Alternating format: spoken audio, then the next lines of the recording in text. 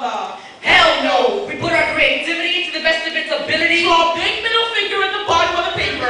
Not to be rude or smart ass haters, but to show quality that pictures are worth 1,000 words. This was the easiest picture we could draw that expressed the words we like to say to him.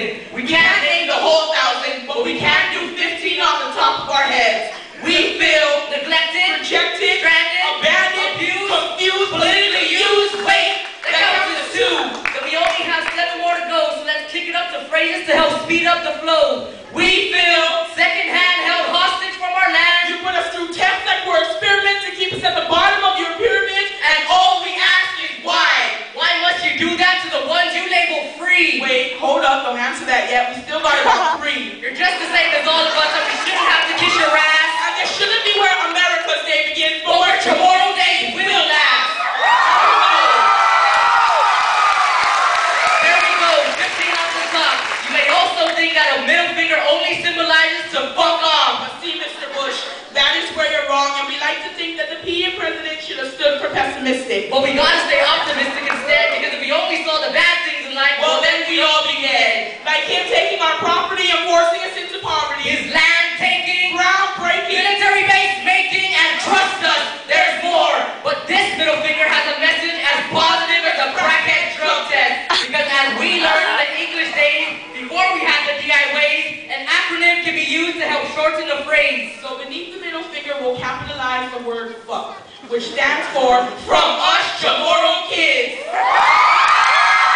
Our address in blood and send it to Washington, D.C. We'll put from the youth you care so much about on the island that is free. Yeah, right.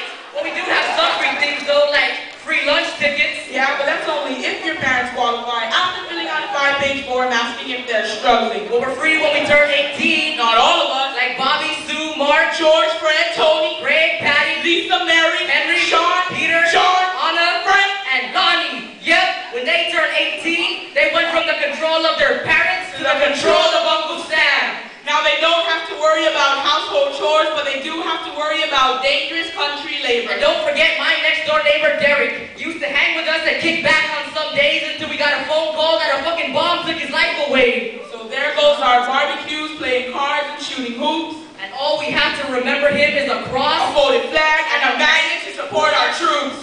So Mr. Bush, do you see why we have to be optimistic? It's so that the pain and grief from all the loss don't seem so realistic. And you may not have noticed, but as angry as we sound, we refrain from using the word hate. because we do not hate you, Georgie, not even your stinking guts.